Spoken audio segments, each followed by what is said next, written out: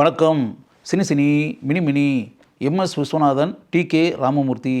மெல்லிசை மன்னர்கள், மெல்லிசை மன்னர்கள் என்று பெருமையுடன் நாம் அழைக்கக்கூடிய இந்த இருவரும் பட உலகில் இசையமைப்பாளர்களாக இருந்து காலத்தை கடந்து நிற்கக்கூடிய எத்தனை பாடல்களை அளித்திருக்கிறார்கள் என்பதை இப்போது நினைத்து பார்க்கும்போது அந்த இருவரின் மீது நமக்கு அளவற்ற மதிப்பும் மரியாதையும் உண்டாகிறது.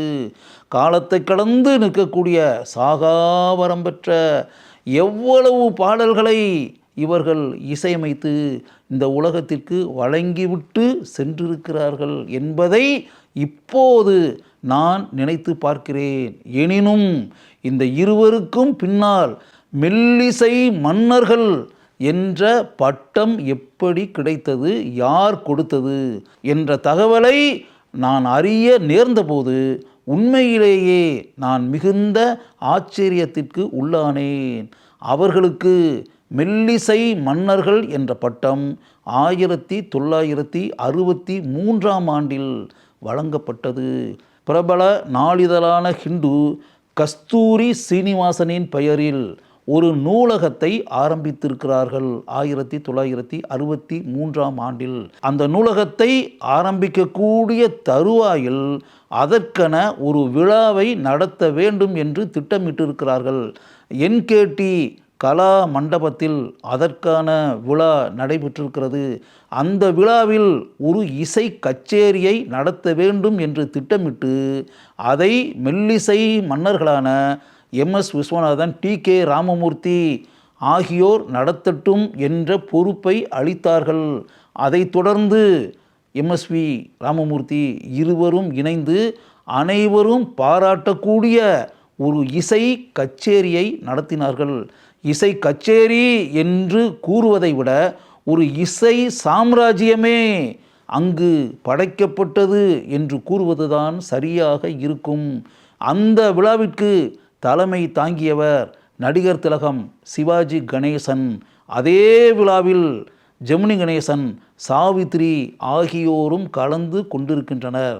பிரபல பட தயாரிப்பாளரான ஏஎல் சீனிவாசன் அந்த விழாவில் கலந்து கொண்டிருக்கிறார்.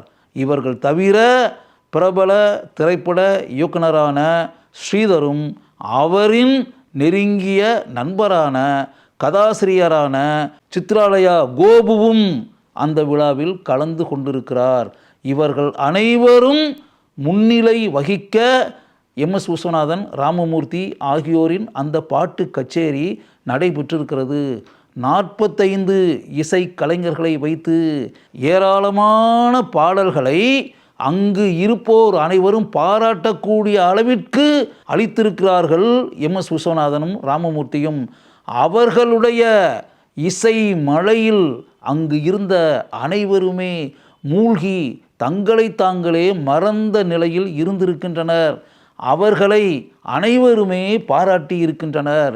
எந்த அளவிற்கு 3 மணி நேரம் அங்கு இருக்கக்கூடிய அனைவரையும் கனவுலகத்தில் இருக்கும் நிலைக்கு எம்எஸ்வியும் டி.கே. ராமமூர்த்தியும் கொண்டு சென்றிருக்கின்றனர் என்பதை அங்கு வந்திருந்த அனைவருமே பாராட்டி பேசியிருக்கின்றனர். அப்படி இருக்கக்கூடிய ஒரு சூழ்நிலையில் அவர்களுக்கு ஏதாவது பட்டத்தை கொடுத்தால் என்ன என்று திட்டமிட்ட இந்து பத்திரிகையை சேர்ந்தவர்கள் அளித்த பட்டம்தான் மெல்லிசை மன்னர்கள். இன்று எம்எஸ் விஸ்வநாதனையும் டி.கே. ராமமூர்த்தியையும் மெல்லிசை மன்னர்கள் என்று பேசிக்கொண்டும் எழுதி கொண்டும் இருக்கிறோம் என்றால் இந்த பட்டம் 1963ஆம் வருடத்தில் ஹிந்து ஆங்கில நாளிதழால் வழங்கப்பட்டது. நடிகர் திலகம் சிவாஜி கணேசன் தலைமை தாங்கிய ஒரு விழாவில் என்பதை நீங்கள் தெரிந்து கொள்ள வேண்டும். எம்எஸ் விஸ்வநாதனும் ராமமூர்த்தியும் இணைந்து நடத்திய அந்த கச்சேரியில் P B. Sreenivas, P. Susheela, S. Janaki, J P. Chandrababu ஆகியோர் அருமையான பாடல்களை பாடி அங்கு அமர்ந்திருந்த அனைவரையும் ஒரு புதிய உலகத்திற்கே அழைத்து சென்றனர். காலங்கள் கடந்து சென்று விட்டன. இத்தனை வருடங்களுக்கு பிறகு மெல்லிசை மன்னர்கள் என்ற பட்டம் கிடைத்ததற்கு பின்னால் இப்படிப்பட்ட பல சுவாரஸ்யமான தகவல்கள் இருக்கின்றன என்பதை நான் உங்களுக்கு கூற வேண்டும் என்று விரும்பினேன். அதனால் கூறுகிறேன்.